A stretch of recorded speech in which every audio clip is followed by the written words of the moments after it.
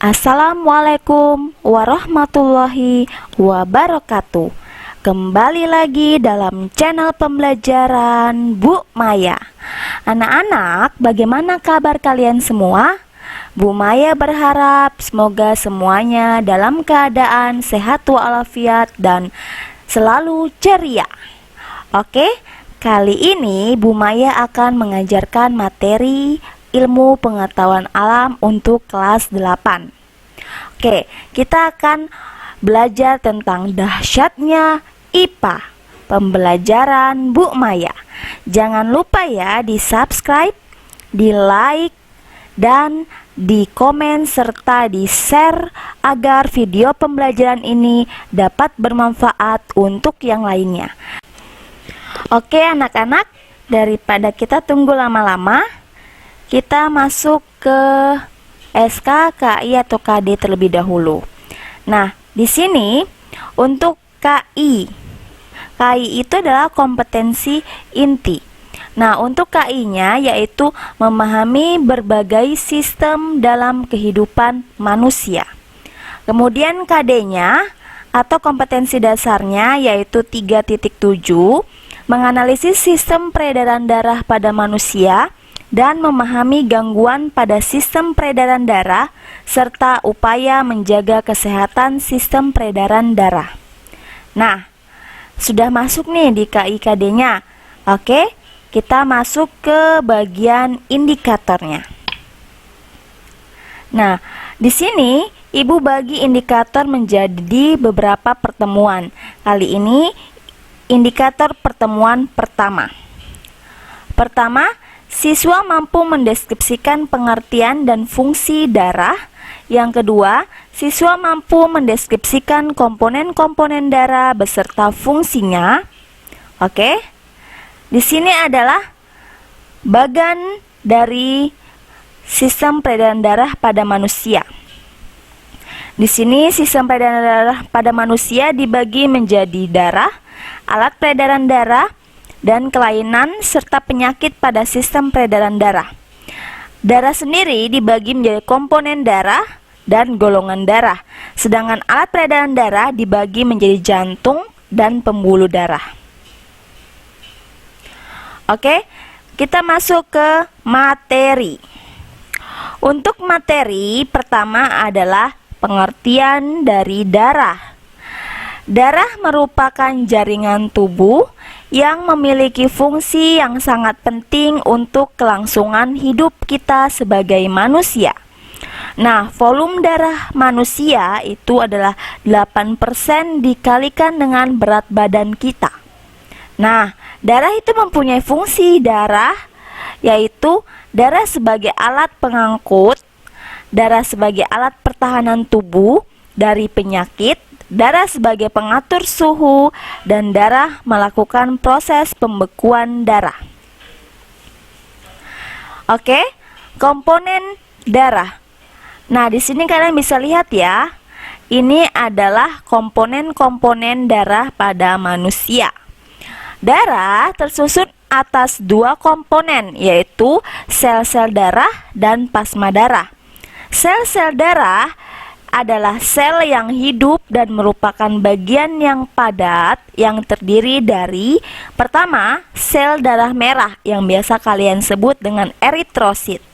Yang kedua adalah sel darah putih yang biasa kalian sebut dengan leukosit, dan yang terakhir adalah keping darah yang biasa kalian sebut dengan trombosit. Kalian bisa lihat di sini gambarnya. Kemudian kita akan membahas satu-satu. Yang pertama kita bahas adalah sel darah merah atau biasa disebut dengan eritrosit.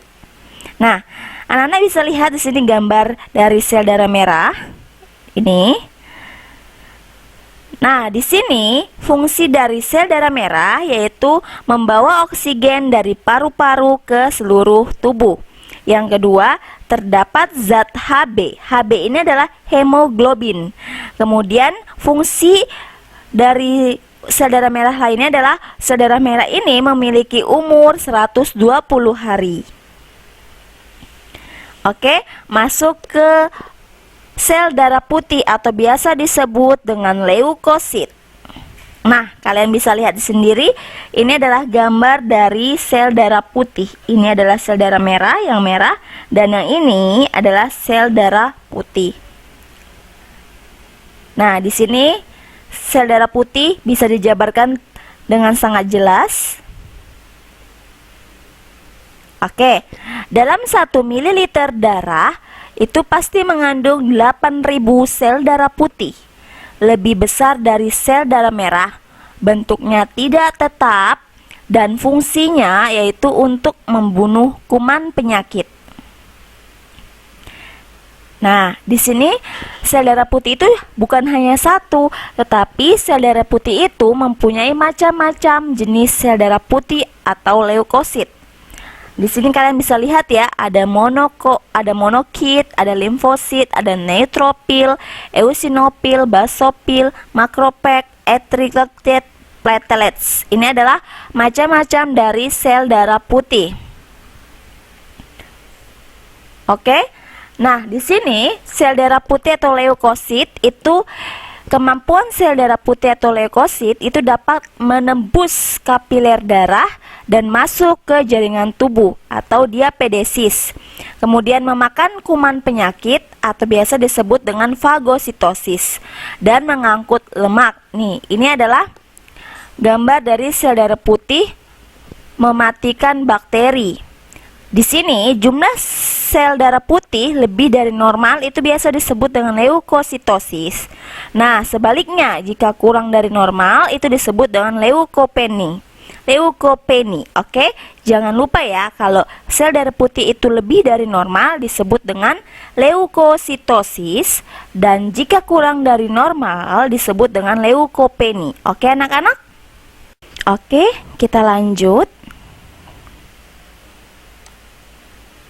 Nah, di sini kalian bisa lihat ya,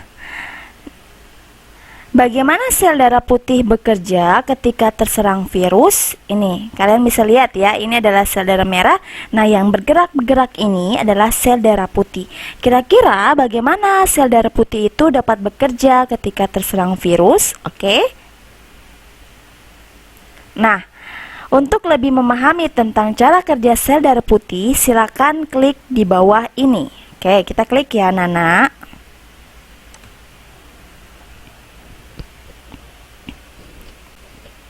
Oke, di sini kita bisa lihat cara kerja sel darah putih dalam tubuh kalian semua. Pertama, jika kulit terluka, tentu saja pertahanan tersebut tidak akan cukup untuk melindungi Anda dari serangan penyakit. Tapi, tubuh akan selalu punya jalan untuk menghalau keberadaan mereka. Sama seperti pasukan patroli yang siap menyergap serangan perampok. Demikian halnya dengan sel-sel darah putih atau biasa disebut dengan leukosit. Sel darah putih dibagi menjadi 3 tim, yaitu monosit, neutrofil, juga limfosit. Sel darah putih tidak hanya menyerang zat asing yang masuk ke dalam tubuh, tetapi juga mampu memulihkan tubuh atau kerusakan yang timbul. Lalu, bagaimanakah cara kerja 3 tim sukses tersebut? Oke, pada saat zat asing memasuki tubuh dan menimbulkan peradangan sinyal kimiawi, akan memberitahu monosit sehingga ia pergi dari aliran darah menuju lokasi terjadinya serangan. Monosit akan menghabisi zat asing tersebut dan menghasilkan sitoksin yang berfungsi membangkitkan demam. Nah, hal inilah adalah indikasi adanya perlawanan dalam tubuh terhadap zat asing, sekaligus mempercepat proses penyembuhan. Monosit tidak bekerja sendirian, tapi mereka akan dibantu oleh tim pendukungnya, yaitu neutrofil. Peperangan ini seringkali menyebabkan kematian neutrofil, namun pengorbanannya tidak akan sia-sia. Saat mereka mati, terbentuklah nanah yang menjadi salah satu bentuk pertahanan guna menghambat timbulnya infeksi. Nah, setelah itu, monosit yang disebut juga makrofagus akan membawa bagian tubuh kuman yang telah mati untuk didata oleh limfosit. sama halnya seperti tim forensik. Limfosit akan mengembangkan antibodi berdasarkan data serangan kuman yang pertama guna mengatasi serangan berikutnya. Limfosit memiliki dua departemen spesialis. Pertama ialah sel B sebagai agen yang melepaskan antibodi guna mendeteksi keberadaan kuman yang telah didata sekaligus membunuhnya pada jarak jauh. Kedua ialah sel T sebagai tim yang menjaga agar antibodi tetap terpasang pada permukaan sel dan siap melakukan pertempuran jarak dekat. Oke. Kerjasama antar departemen dalam memberantas penyakit. Sel T memiliki tim pendukung yang siap membantu sel B dalam mengeluarkan senjata rahasia mereka, yaitu antibodi. Sel-sel tersebut saling bertukar informasi melalui proses getaran sebelum serangan itu diluncurkan. Mereka juga mendapatkan bantuan dari kelompok sel pembunuh alami yang siap membasmi mutasi sel sehat menjadi sel asing. Masih ingat dengan makrofagus atau monosit? Nah, sel-sel tersebut dengan setia melanjutkan patrolinya dan berperan ganda sebagai ahli medis dalam menyembuhkan peradangan. Mereka menyingkirkan semua sisa sel mati dari area pertempuran, sehingga tubuh Anda berfungsi sebagai mestinya. Ya, demikianlah cara sel darah putih dalam melindungi tubuh dari serangan kuman. Oke anak-anak, nah kita akan lanjut. Tadi adalah cara kerja sel darah putih. Oke, kita lanjut ya. Nah, kemudian yang terakhir adalah keping darah atau biasa disebut dengan trombosit. Nah, ini kalian bisa lihat ya, ini adalah bagian dari keping-keping darah. Berguna untuk proses pembekuan darah. Ini ya, keping-keping darah ini. Yang ungu, pada keadaan normal, 1 ml darah adalah 200.000 sampai 400.000 butir keping darah. Nah, di sini keping darah itu berfungsi dalam proses pembekuan darah. Misalnya, luka, pada saat Anda terjadi luka atau kalian terjadi luka, itu trombosit pada tubuh kalian itu akan pecah. Nah, kemudian dia akan mengeluarkan trombokinase. Nah, dari trombokinase ini akan berubah menjadi protombin dan dengan bantuan vitamin K dan ion kalsium itu akan diubah menjadi trombin. Nah, dari trombin ini akan mengeluarkan fibrinogen dan fibrinogen ini akan menjadi benang-benang fibrin sehingga kalian punya luka akan tertutup. Itu adalah proses pembekuan darah. Dan yang terakhir adalah plasma darah. Plasma darah ini memiliki warna kekuningan dengan jumlah 55% dari jumlah darah. Nah, fungsinya yaitu untuk membawa CO2. CO2 ini adalah karbon dioksida, mengangkut sari-sari makanan, hormon, sisa metabolisme atau sisa pengeluaran tubuh. Nah, plasma darah ini mengandung fibrinogen, albumin, dan globulin. Kalian bisa lihat di sini. Jadi, plasma darah itu mempunyai jumlah yang banyak dibandingkan dengan sel darah. Oke, untuk indikator yang pertama sekian, dan kita akan lanjut ke indikator berikutnya pada pertemuan berikutnya.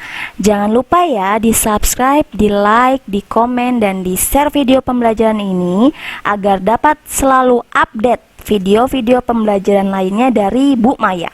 Oke, sekian dari Bu Maya. Wassalamualaikum warahmatullahi wabarakatuh.